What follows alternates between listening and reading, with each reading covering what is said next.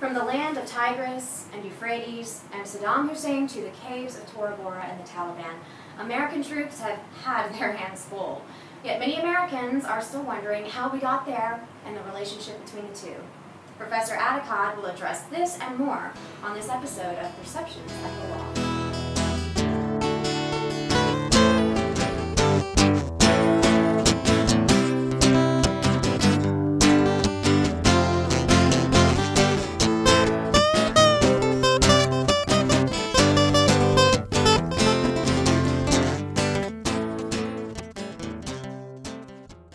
Hi, I'm Professor Jeff Addicott. Today we're going to talk about Afghanistan and Iraq.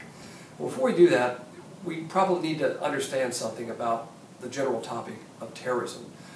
There are two things that you're taught not to talk about in polite company, and that is religion and politics. Unfortunately, when you talk about terrorism issues, you're right smack dab in the middle of religion and politics. For example, if you take the position that the Iraq war was lawful, you can be subject to political attack.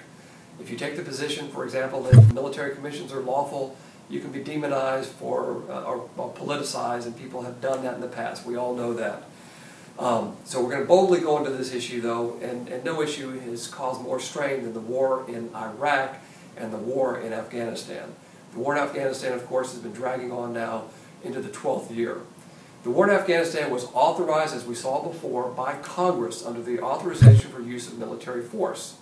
And that was an overwhelming vote for that war. Every senator voted for the authorization for use of military force in 2001, and every congressperson, except for one from California, voted also to authorize the use of military force in Afghanistan.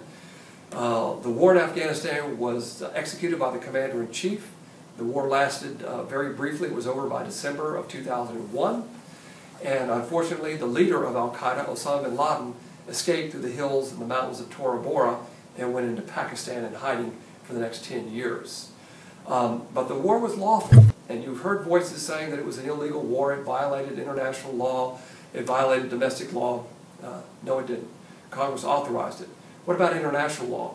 Well, President Bush actually went to the United Nations to seek a UN Security Council resolution authorizing the war, the use of force in Afghanistan. The Security Council resolution didn't authorize the use of force, but what they did is they recognized the United States had the inherent right of self-defense under Article 51. Now, Article 51 is written when one nation goes to war against another nation. So essentially, the Security Council approved our actions when we engaged in self-defense. The war in Iraq was also authorized by the Congress in 2003 by an overwhelming majority. Now, the issue subsequent to the war in Iraq was that, well, we didn't find the weapons of mass destruction, etc., etc. Be that as it may, Congress authorized this war. They authorized the war in 2003, and the United Nations has had two Security Council resolutions about Iraq. One recognized the right of the United States and its allies to occupy Iraq after we destroyed Saddam Hussein's army. And the second UN Security Council resolution, both of them unanimous, recognized the legitimacy of the interim government in Iraq. So both of these wars were authorized under domestic law and approved, if you will, under international law.